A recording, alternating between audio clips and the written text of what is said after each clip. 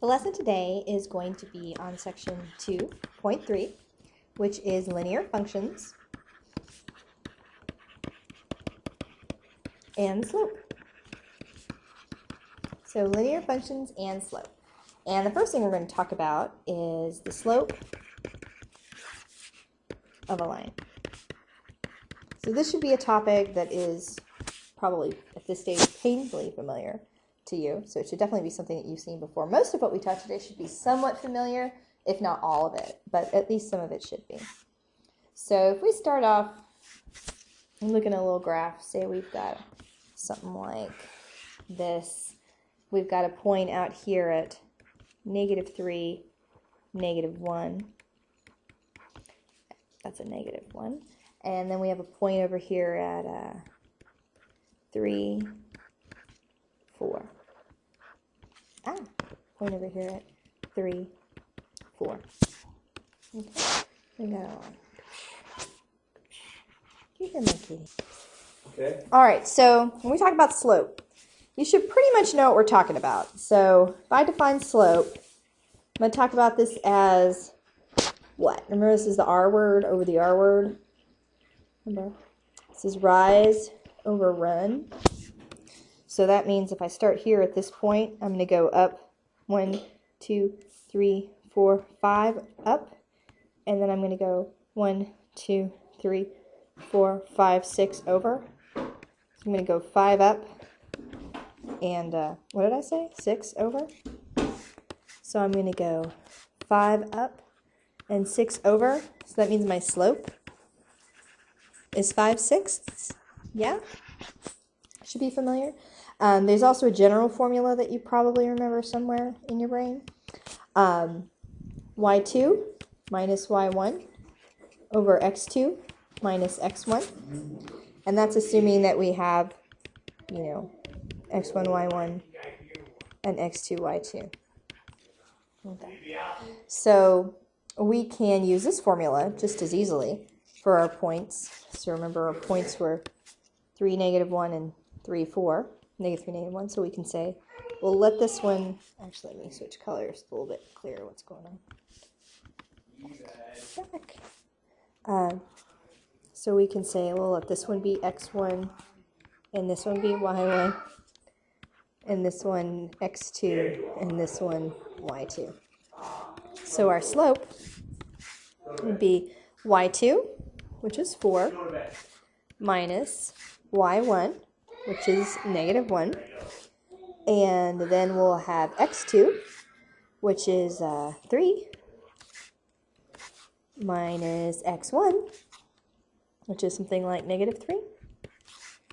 So we've got 4 plus 1 over 3 plus 3, so 5/6, and that's the same answer we got up here.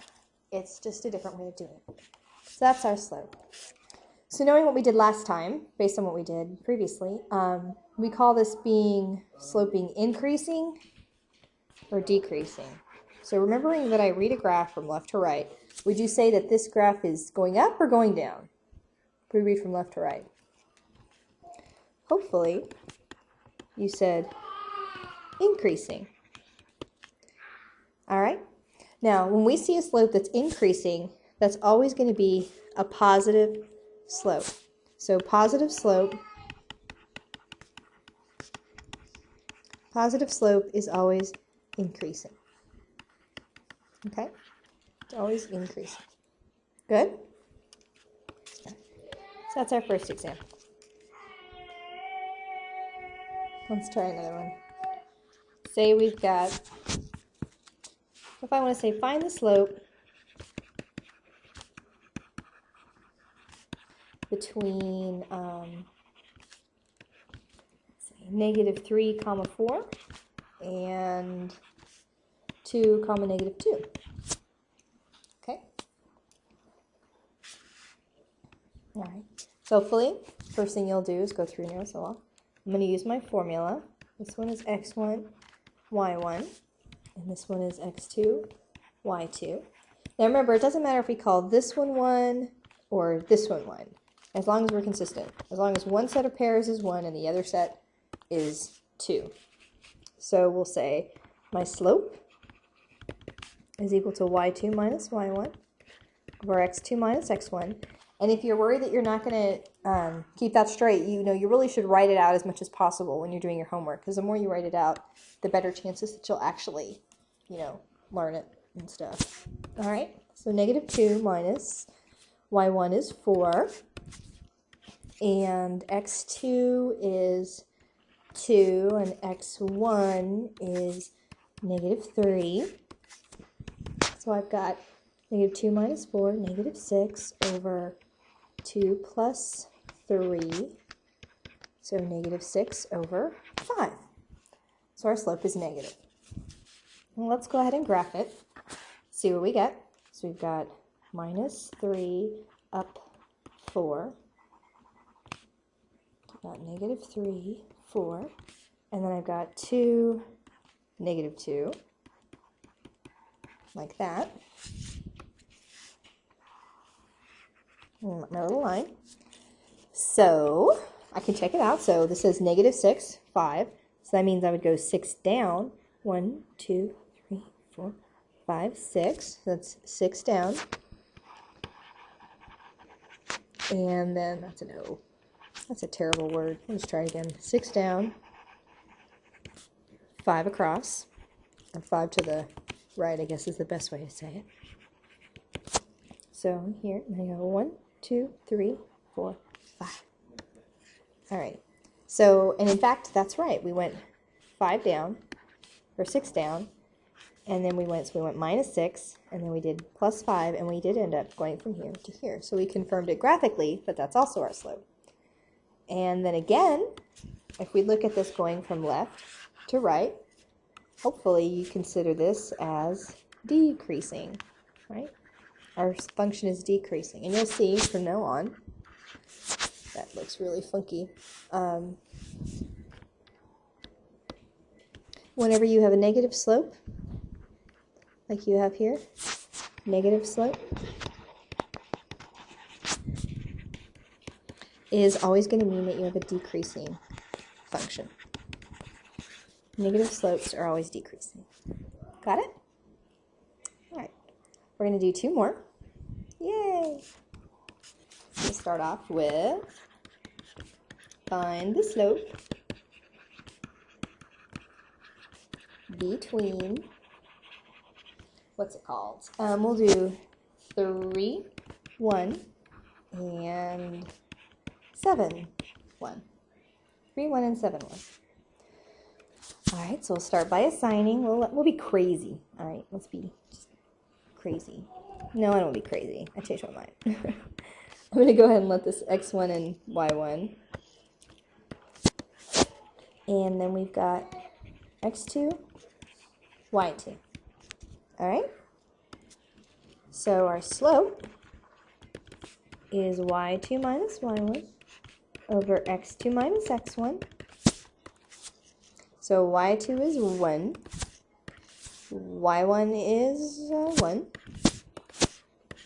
x2 is 7.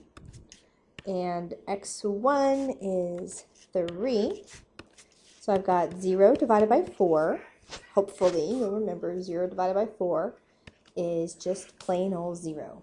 So we have a slope of 0, which sounds a little weird, but okay, we're just going to go with it. So let's graph it and check it out, see what we're talking about here. I'm going to go 3 over and 1 up. And then we're going to go 7 over and 1 up. And draw a line between the points. And we see, what kind of a line is this? What kind of a line is this? This is a horizontal line. And it has 0 slope. I don't go anywhere. I just stay straight. If you think about, well, I always do that. Put the head on the wrong end. This is my little skier. He's got like skis, and he's trying to do this slope. Which is little, I don't know. I don't ski. But anyway, if he was trying to ski this, you'd probably think lame, right? Because it doesn't go anywhere. So that's a zero slope. Another way to think about it is a horizontal line. If a line is horizontal, it has zero slope. And if you want to, you can keep that straight by remembering there's a zero there and an O there, and they kind of both look like zeros. I don't know. I'm goofy. Anyway, that's one way to think about it. But anytime you have a horizontal line, that always has zero slope. So if you see something with zero slope, it's a horizontal line. If you see something that's horizontal line, you know it has a zero slope. So that's how that works. All right? Let's try another one. Last one for this section. And we'll go with, say, find the slope between, I'm going to try to write better. Find the slope between 3, 6 and 3, 9. So between 3, 6 and 3, 9. So now let's be crazy. Let's make this one x1 and this one y1, just to show that we can. I just want you to know that order doesn't matter as long as you're consistent. All right. So slope y2 minus y1 over x2 minus x1.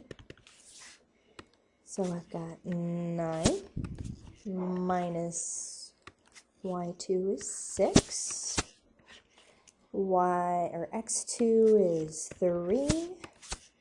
X1 is 3.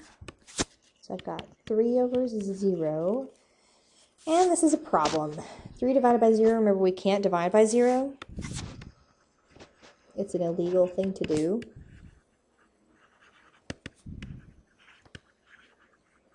So we call this slope undefined. So what does that mean? What does that mean? Let's take a look at the graph.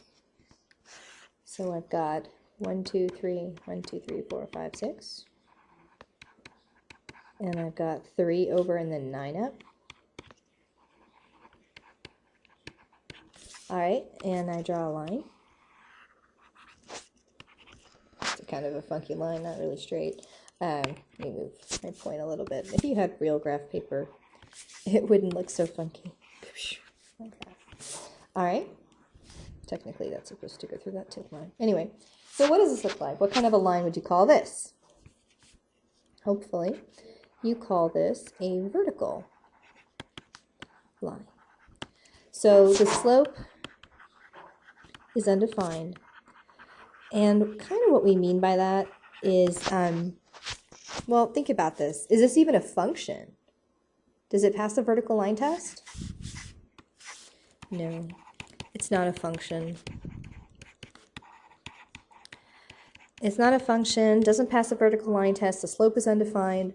So this is something you kind of got to keep straight too. Just like how the horizontal line always has a zero slope, similarly, the vertical line is always going to have an undefined slope.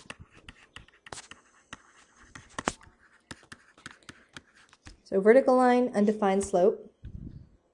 Horizontal line, zero slope. Negative slope is decreasing. Positive slope is increasing.